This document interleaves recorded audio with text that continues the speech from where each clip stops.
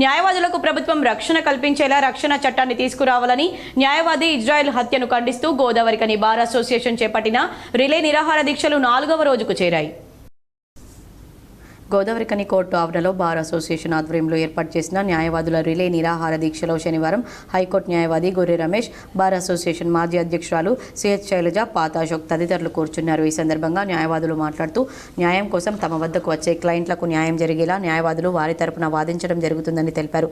తమ పరంగా ఎవరికైనా నష్టం జరిగితే చట్టపరంగా తమపై పోరాడాలని, ఎటువంటి సంబంధం లేని న్యాయవాదులపై దాడులు చేయడం, హత్య చేయడం లాంటివి చేయొద్దని కోరారు.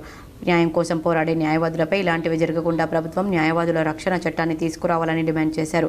న్యాయవాదులకు గుదిబండలా ఉన్న 41A సిపిఆర్ను న్యాయవాదులకు గుదిబండలా ఉన్న 41A సిఆర్పిని రద్దు చేయాలని డిమాండ్ చేశారు. అలాగే పక్క రాష్ట్రాల్లో ఇస్తున్న మాదిరిగా ట్రైనీ న్యాయవాదులకు స్టైఫండ్ కల్పించాలని ప్రభుత్వాన్ని డిమాండ్ చేశారు. అలాగే దుండగుని చేతిలో హత్యకు గురైన సీనియర్ న్యాయవాది ఇజ్రాయెల్ కుటుంబాన్ని ప్రభుత్వం ఆదుకోవాలని, నిందితుడిని అరెస్ట్ చేసి కఠినంగా శిక్షించాలని కోరారు. ఇజ్రాయెల్ను అతి దారుణంగా, కిరాతకంగా హైదరాబాద్లో దుండగులు హతమార్చడం జరిగింది. దాన్ని మేము భారత తరఫున పూర్తిగా ఖండిస్తున్నాం.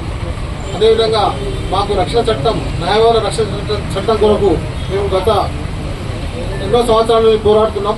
మన తెలంగాణ రాష్ట్రంలో రక్షణ చట్టం ఏర్పడాలని, కానీ ఇంతవరకు గత ప్రభుత్వం పట్టించుకోవడం లేదు.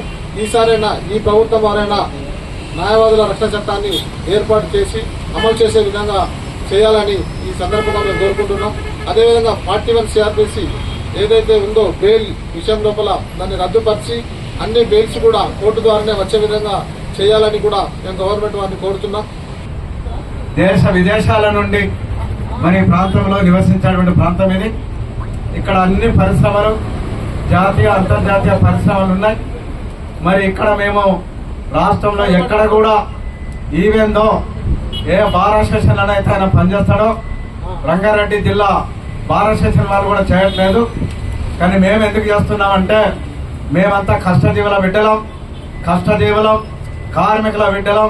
మేమంతా మరి కష్టాన్ని నమ్ముకొని ఆత్మగౌరవంతో, ఆత్మస్థైర్యంతో బతికేటువంటి వాళ్ళం.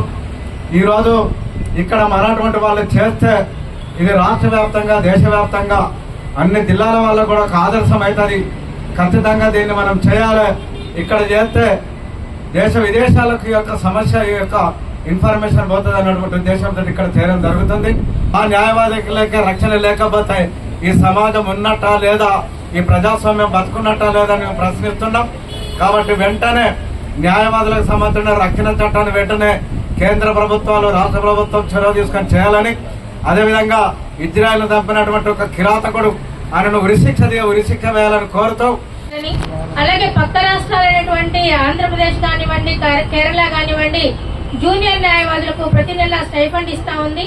అలాగే తెలంగాణ రాష్ట్రంలో కూడా జూనియర్ న్యాయవాదులకు స్టైఫండ్ ఇవ్వాలని చెప్పి, అట్లానే కేరళ రాష్ట్రంలో కోర్టు ఫీజులలో 1% గవర్నమెంట్ కోర్టులకు అందజేస్తా ఉంది, బార్ కౌన్సిల్ కి. అదే విధంగా తెలంగాణ రాష్ట్రంలో కూడా కోర్టు ఫీజుల్లో 1% అమౌంట్ ఏదైతే ఉందో ఆ అమౌంట్ ని బార్ కౌన్సిల్ కి అందజేయగలిగితే న్యాయవాదుల సంక్షేమం కోసం దాన్ని ఖర్చు పెట్టే అవకాశం ఉంది. ముఖ్యంగా నిన్న మొన్న జరుగుతున్నటువంటి పరిణామాలు భారతదేశ వ్యాప్తంగా, అలాగే తెలంగాణ రాష్ట్రంలో న్యాయవాదుల పైన హత్యలు, దమనకాండ జరుగుతా ఉంది. దాన్ని నిరసిస్తూ న్యాయవాదుల రక్షణ చట్టం వెంటనే అమలు పరచాలనే డిమాండ్ తో ఈ దీక్షా శిబిరంలో న్యాయవాదులు పాల్గొన్నారు.